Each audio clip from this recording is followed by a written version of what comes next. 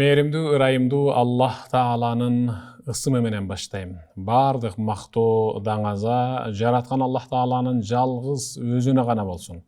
Анын мээрими, тынчтыгы, берекеси Пайгамбарыбыз Мухаммад саллаллаху алейхи ва салламга, үй бүлөсүнө жана сахабаларына да болсун. Амансыздарбы, сүйүктүү бир туугандарым. Ассаламу алейкум ва рахматуллахи ва баракатух.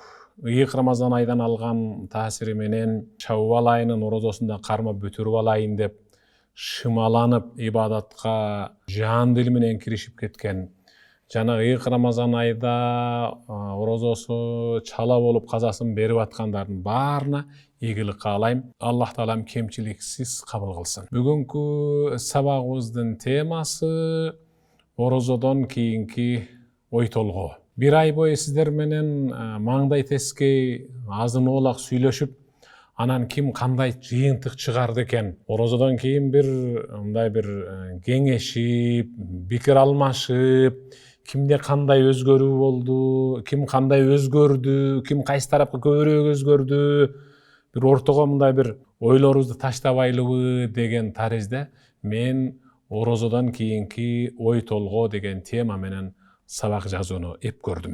Ыйык Рамазан айдын Раббиси болгон Аллах Таала ал азыркы биз жашап жаткан Шаввал айынын дагы Раббиси. Андыктан ыйык Рамазан айда ибадат кылып, анан Шаввал айында эс алууга чыгып калгандар үчүн эскертүү. Аллах өз айтасында астагфирулла билlah вa'буд раббака хатта я'тиякал яқин садақаллахул азим. Кудай Таалаңа, өзүңдүн Раббиңе жаратуучуңа сыйынып, кулдук кылып, ибадат кылгын өлүм келгенге чейин. Момун мусулманда анын жашоосундагы ибадатынын ичинде эмгек эргөө деген жок, отпуск деген жок. Момун мусулмандын ибадатында отпуск, дем алуу деген жок эч качан. Рамазан бүтсө деле биздин орозолор улана берет. Рамазан бүтсө деле биздин 5 вакыт намаз ошондой. Рамазан бүтсө деле тарабих болбогону менен биздин тахажжуд намазыбыз бар. Ыйык Рамазан айдын орозосу чыгып бүтүп калганы менен биздин Шаввал айындагы жана дүйшөмбү, бейшемби күндөгү жана башка белгилүү күндөрдөгү кармай турган орозолорубуз бар. Рамазан бүтүп кетсе деле ифтар, сухур токтоп калды дебестен биз жетим жесирлердин башын сылап аларга бере турган кайрымдуулуктарыбыз улана берет. Андыктан вa'буд раббака хатта я'тиякал яқин. Өлүм сизди жеңип кеткенге чейин сөз түрдө Кудай Таалаңа ибадат кыл деп Аллах Таала ошондой буйрук түшүрдү. Ошондуктан салафу салихиндер, сахабалардын, табииндердин доорундагы бир сөз бар. Бисал ком ла я'рифун Аллах илля фи Рамазан. Кудай Тааланы ыйык Рамазан айда гана таанып ибадат кылгандар, алар кандай жаман журт, кандай жаман эл, не деген жаман инсан. Кече ыйык Рамазан айда аябай жупуну болуп, ушунчалык баягы дилгир болуп, бири-бирибизди кечиримдүү болуп, сылык мамиле кылып атып, анан Шаввал айына келгенде одону коорус, копол мамиле өтүп ала турган болсок, биз ыйык Рамазан айдан таасирленген жокпуз. Биз жөн эле диета кармадык деп койгула. Бирөөгө Рамазандын орозосун кармадым десең уят болот. Андыктан Рамазандан таасирленген инсан азырда таасирленип жашап атат. Рамазандын түнүндөгү тарабих намаздан таасирленип калган, ал ар жуманын түнүндө тахажжудка тура алат. Рамазанда таасирленип калган инсан, ал Шаввал айынын 6 күндүк орозосун кармагандан кийин деле ар дүйшөмбү, бейшемби күнү орозо кармай алат. Ыйык Рамазан айынын оз ачары менен оз бектерин берип көнүп калган инсан, ал ушул айда деле, бул айдан кийинки айларда деле жетим жесирдин башын сылап кайрымдуулук кыла алат. Андыктан сүйүктүү бир тууган, инна мин аламати кабули таа ан ютби'аха ал-абд би таати бa'даха. Инсандын жасап бүткөн жакшы амалынын кабыл болуусунун белгиси андан кийин да токтотпой жакшы иштерди жасап кеткени. Андыктан кечеги сиздин кармаган орозоңуз өзү сыяктуу орозону чакыра берет. Кечеги 1 айлык орозоңуз эми башка айларга дагы сизди орозого чакыра берет. Дал ошол сыяктуу бир киши жаман иш жасаса, демек ал жаман иштен таасирленип калганынын бир белгиси дагы жаман иштерди жасай берет. Жаман иш өзүнүн бир тууган жаман ишти дагы чакыра берет да. Андыктан ыйык Рамазан ай орозосу Рамазандын орозосун кармап атканда билинбейт. Ыйык Рамазан айдын орозосунун кабыл болгондугу Рамазан бүткөндөн кийин билинет. Кантип десе, Рамазандан кийинки жашооңузда сиз Рамазан айындагыдай жашап атасызбы? Дагы деле орозо кармап атасызбы? Орозо кармабасаңыз деле тилиңизге чыгып, ушак айтпай, сөгүнбөй, богоздонбой, тилденбей жашап атасызбы? Демек сиз ыйык Рамазан айдан таасирлендиңиз, дагы ошол орозоңуз кабыл болду. Анткени Аллах Таала өз аятында сагынды биле: «Инналлазина қалу раббуна Аллах сумма истақаму садақаллахул азим». Чыныгы бейишке кире тургандар кимдер алар? Алар Раббибиз Аллах деп анан бекем тургандар. Раббибиз Аллах деп ошол Аллах мени көрүп турат, көзөмөлдөп турат. Эмне дээримди, эмне ойлорумду, эмне жасаарымды Аллах Таала билип турат, көрүп турат деп сестенген инсан ал чыныгы бейиштик жана ошол өткөнкү ыйык Рамазан айдын орозосунан таасирленип калган инсан. Андыктан пайгамбарыбыз Мухаммад саллаллаху алейхи вассалам ахаббул амал илаллах адвамуха ва ин қалла садака Расулуллах пайгамбар айтты эле да, амалдардын, иштердин эң жакшысы азаздан болсо да үзгүлтүккө учурабай уланып турганы деген. Ыйык Рамазан айдын орозосун катарынан бир ай туткандан кийин эми аралатып орозо кармайбыз. Ыйык Рамазан айда 30 күн таравих намаза турдук эле, эми биз аптасынан бир жолу тахажжудка турабыз, эртең жума деген түндө.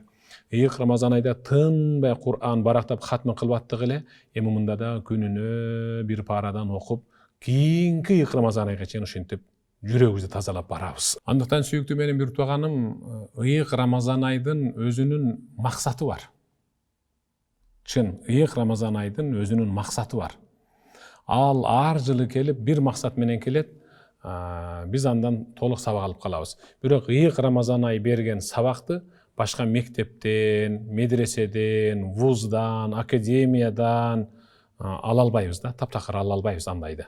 Анткени Аллах Таала өз аятында сагынды биле: «Я айюхаллазина аману кутиба алайкумус-сиям кама кутиба алаллазина мин qablikum la'allakum tattaqun садакаллахул азим». Эй имандуу бенделерим, силерден мурдагы доордогуларга орозо кармоо фарз болгондой эле силерге да орозо кармоо фарз болду. Силерге орозо кармоо фарз болгонунун негизги максаты оңолушуңар үчүн деди да. Оңолушуңар үчүн. Ал таквалыкты базардан сатып ала албайбыз. Ал таквалыкты укол, таблетка, жоксо баягы система менен жасап ала албайбыз. Ал таквалыкты бир чеберге же бир устага жасатып ала албайбыз. Таквалыкты биз ушул ыйык Рамазан айдан гана үйрөнүшүбүз керек болчу да.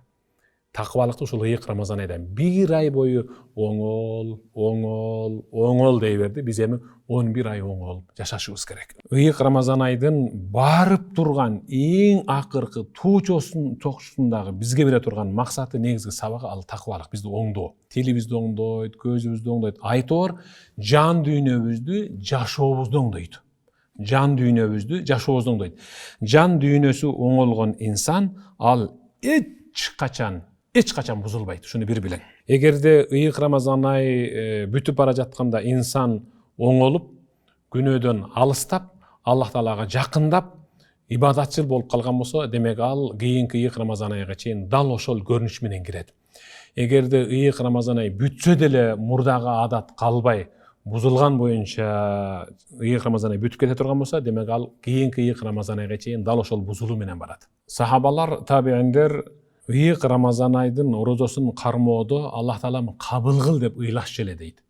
Алар бир амалды жасап мактангандан көрө ошол жасаган кичине амалдын кабыл болушуна көбүрөөк сар эсеп салып Кудай Тааладан ыйлап суранышчу. Ошон үчүн Али ибн Аби Талиб, Аллах мындан разы болсун, мындай дейтиле: "Куну ли кабулил амал ашад ихтимаман минкум бил амал". Бир ишти жасаардан мурда дал ошол жасай турган ишиңердин кабыл болушун Кудай Тааладан суранып алгыла. Ыйык Рамазан айга жакындап калганда эле Аллахым, мен Рамазандын орозосун тутам, мени эл көрсүн орозо кармай турган, эл көрсүн намаз окуй турган, эл көрсүн мисалы ооз ачар бере тургандардан катарына кошпо. Менин амалымды оңдо, амалымды кабыл кыл, мени түздө. Мен ыйык Рамазан айга сага тобокел кылып кирип атам, кабыл кыл деп сурансаң, демек сени Аллах Таалам кабыл кылат деп атат. Ошондон Аллах Таала өз аятында сагынды биле: "Иннама ятакаббалуллаху минал муттакин садакаллахул азим". Аллах Таала өзү негизи ибадатты такыбалардан жакшыраак кабыл кылат. Таква инсан, оңолгон инсан болсо Аллах Таала ошолордон кабыл кылат. Андыктан сахабалар ыйык Рамазан айдан 6 ай мурда Аллах бизди ыйык Рамазан айга жеткир деп ыйлап дуа кылышып, Рамазан розосу киргенден баштап эми кабыл кыл деп кайра 6 ай ыйлашчу экен да. Кайра 6 ай ыйлашчу экен. Эми кабыл кыл деп караган сахабаларды 6 ай мурда жеткир деп ыйлашат. Рамазанга киргенден баштап кабыл кыл деп ыйлашат да. Кара. Рамазан бүтүп кеткенден кийин 6 айда ошентип ыйлашып, андан кийин кайрадан 6 ай Рамазанга жеткир деп. Ошентип жеткир анан кабыл кыл. Биз да ошентип дуа кылышыбыз керек да. Ыйык Рамазандан кийинки ой толгоо. Сизде кандай өзгөрүү бар? Сизде эгерде өзгөрүү боло турган болсо, канчалык деңгээлде, кайсыл тарапка, кантип өзгөрүү болду сизде? Дал ошол жөнүндө бир пикирге келип, балким комментарийлерге жазып, мен мындай элем, тигиндей мындай болдум деп, ар ким өзүнүн оюн, пикирин, өзгөрүүсүн жазган болсо, балким башка бирөөлөр дагы окуп, буларда мындай өзгөрүү болуп тур, неге мындай менде өзгөрүү болбой атат деп, онда дагы мындай бир алдыга умтулуп болуп калабы деген таризде айтып атам да. Айша энебиз риваят кылат. Пайгамбарыбыз Мухаммад саллаллаху алейхи вассалам дайым ибадат кылганда үзгүлтүккө учуратпай улантып турат эле. Аз-аздан болсо да улантып турат эле. Пайгамбарыбыз Мухаммад саллаллаху алейхи вассаламга өзү жасаган амалдардын ичинен эң жакшысы, эң сүйүктүүсү дайым үзгүлтүк учуратпай аз-аздан болсо дагы улантып турганы. Дал ошол пайгамбарыбыздын ушул ишинен таасирленип калган сахабалардын бир сөзү. Абдуллах ибн Масуд мындай дейт.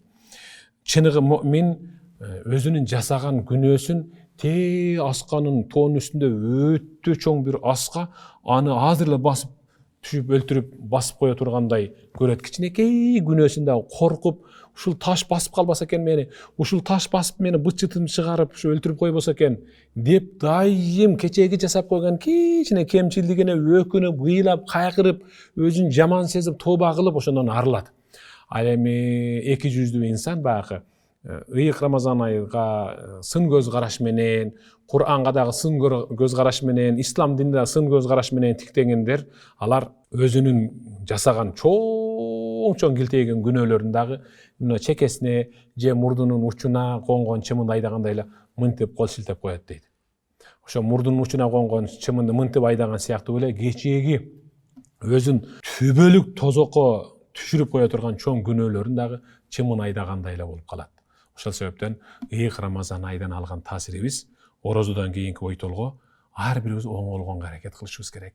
Кичинекей иненин учунда кичинекей бир нерсени ойлоп алсак, сүйлөп алсак, дароо кечирим сурап, бир инсандын аркасынан жаман сүйлөп алсак, кечирим сурап, Алла Тааладан кечирим сурап, ага дуа кылып, ошентип бизде өзгөрүү болсун. Табииндердин доорунда ибадатка ушунчалык баш ооту менен чоңуп кирген өзүнүн замандаш бир аалымга келип туруп,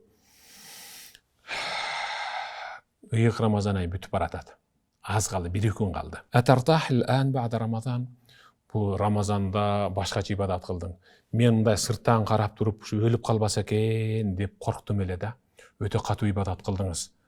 Жаныңыздан адам өтүп бара жатты, сезбейсиз, сүйлөп атсыз, укпайсыз, Кур'ан окуп, намаз окуп атканыңызда бир башкача өзүңүз үзүлүп кеткенде ыйлайсыз.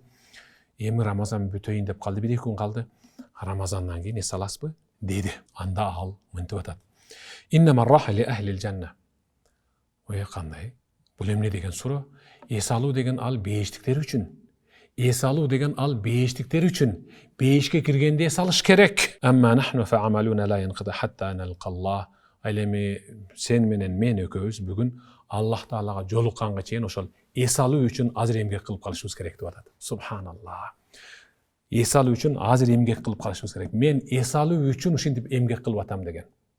Андыктан муъмин менен мусулмандын ибадатында эмгек эргөө жок. Ыйык Рамазан айы чыкты, эми кичине эс алайын деш жок.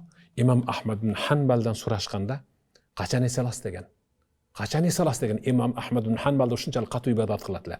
Качан эс аласыз дегенде ал айткан.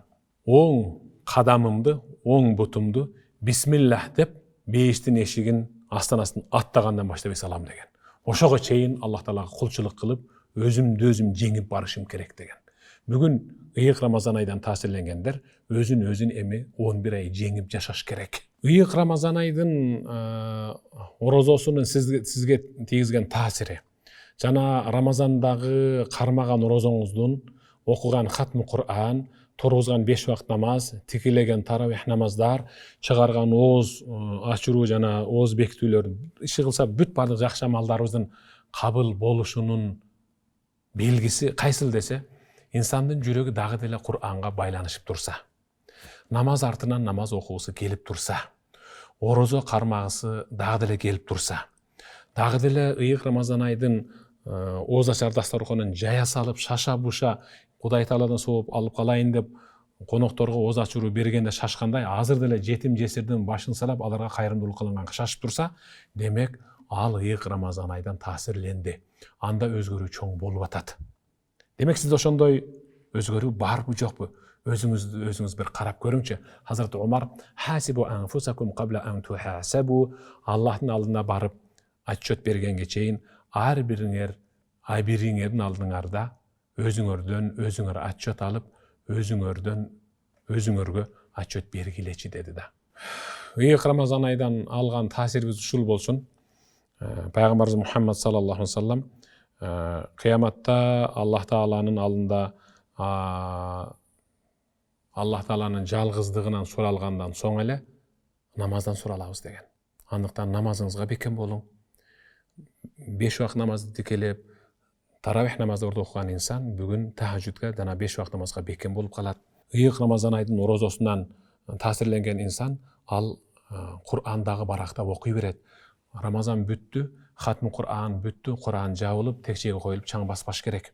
Анткени ыйык Рамазан Кур'ан бир гана ыйык Рамазан айда окулсун деген эреже жок. Анткени Аллах Таала өз аятында сабан биле: "Инна хадал Кур'ан яхди лиллати хия аквам, садакаллахул азим." Анткени Аллах Таала өз сөзүндө бул Кур'ан оңолом деген адамдар үчүн, бул Кур'ан инсанды оңдоо үчүн, түздөө үчүн, мыкты кылып тарбиялоо үчүн, туура жолго багыттап хидаят берүү үчүн. Субханалла. Оңолу бир гана Рамазанда болуп, анан калган айда бузул деген эреже жок. Ошол Рамазанда болуп алган оңолуу менен калган 11 айда да түзөлүп жашоо деген.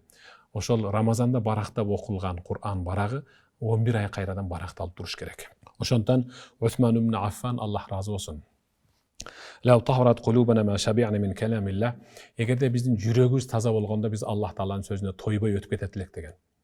Жүрөгүбүз кир, булганыч болгондугу үчүн качан Кур'ан окуп бүтөт экен, качан хатмы Кур'ан бүтөт экен, качан бүтүрүшүп дуа кылып жыйынтыкташат экен деп күтө беришет да кээ биркилер. Эгерде жүрөк таза болсо, аруу болсо, таптаза болсо, Кур'ан окуган сайын ошол окугусу келе берип, окуп бүтсө деле кайра окугусу келе берип, кухняда деле, көчөдө деле, залда деле, тиякта деле, биякта деле окугусу келе берген инсан, демек анын жүрөгү таптаза болуп калды деген түшүнүк. Ыйык Рамазан айдан алган дагы бир таасирибиз, сабагыбыз Пайгамбарыбыз Мухаммад саллаллаху алейхи ва саллям: "Ман сама Рамазан, ثم أتبعه 6 من شوال كان كصيام الدهر", صدق Rasulullah. Ким ыйык Рамазан айдын орозосун толук тутуп бүткөндөн соң 6 күн Шаввал айынан орозо тутуп, орозо кармап улаштырып койсо, ал 1 жыл бою тынымсыз орозо кармаган соогуна жетишет деген. Ыйык Рамазан айдан алган орозобуздун таасири эми үзгүлтүккө учуратпай, аз-аздан болсо да улантып орозо кармоо. Андыктан ошол Рамазан айынын таасири менен Шаввал айындагы 6 күндүк орозону кармап аткандар, каза орозосун кармап аткандардын бүт баарын Аллах Тааладан ийгилик, жакшылык, береке тилеп, кармаган орозоңуздарды Аллах Таалам кемчиликсиз кабыл кылсын дейт элем. Ыйык Рамазан айдан алган таасирибиздин дагы бири истигфар болсун. Аллах Таала өз аятында сабан биле: "Ва ман я'мал су'ан ав yazlim nafsah, thumma yastaghfir lahu yajid lahu ghafurur rahima", sadaqallahul azim.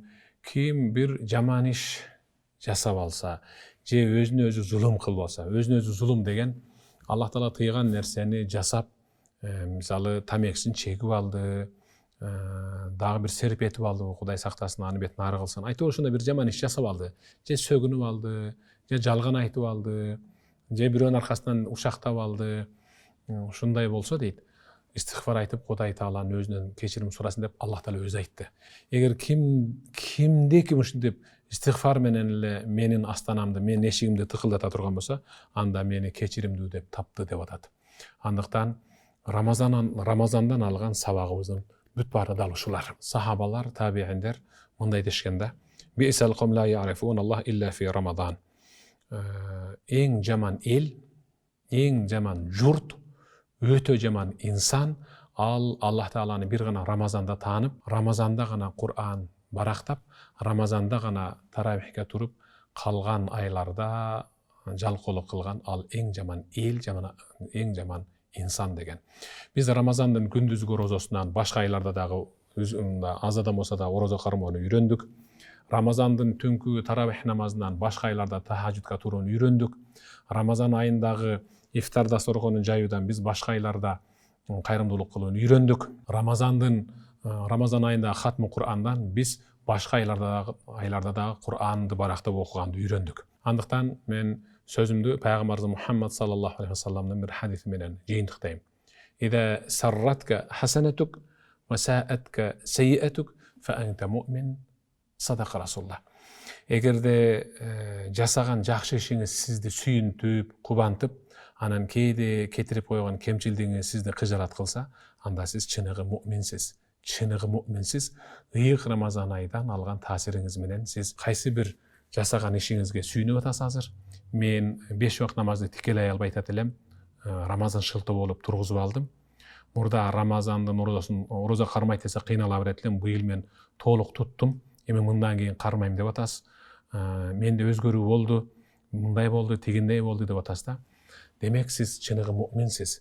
Өзүңүздүн жасап алган бир ийгилигиңизге, өзгөрүүңүзгө, толуктооңузга сүйүнүп атсаңыз, демек сиз чыныгы муъминсиз. Ушунуңуздан жазбаң. Дал ушунуңуздан жазбаң. Чыныгы имандуусуз, айтып коеюн. Чыныгы имандуусуз. Ушунуңуз менен куттуктаймын сизди. Эгерде кетирген бир кемчилдигиңиз сизди кичине кайгыртып атса, ушул жерин ушинтип койдум да, өткөндө Рамазанда мен оозумду ачып албадым бир күн. Өткөндө мен бир күн таравихтен калып калбадымбы? Өткөндө мен бир жолу хатмыга катыша албай калбадымбы деп кыжырат болсоңуз, демек чыныгы муъминсиз. Ошолорду эми толуктайсыз. Андыктан мен сиздерден комментарийде бир жакшы өзгөрүүлөрдү, жакшы кабарларды, жакшы жаңылыктарды окугум келет. Мен айтмакчы биздин YouTube Минбар Медиа YouTube каналында теги комментарий окуганды үйрөндүм. Буюрса силердин комментарийиңерди окуп турам. Жакшы жака өзгөрүү болсун. Орозодон кийинки ой толгоо, кимде кандай өзгөрүү болду, кимде кандай толуктоо болду, кимде кандай жетишкендик болду, кимде кандай жакшы жаңылык болду. Мен сиздерден жакшы жаңылык жана жакшы өзгөрүү, жакшы кабар, эң мыкты сөздөрдү окугум келет жана окугум келет. Буюрса биз бул сабагыбызды токтотпойбуз. Аз-аздан болсо да уланып турганы жакшы деп, орозо жөнүндө силерге эскерүү иретинде сабак чыгарып турабыз. Ар жумада чыга турган жума хутбасынан тышкары дагы.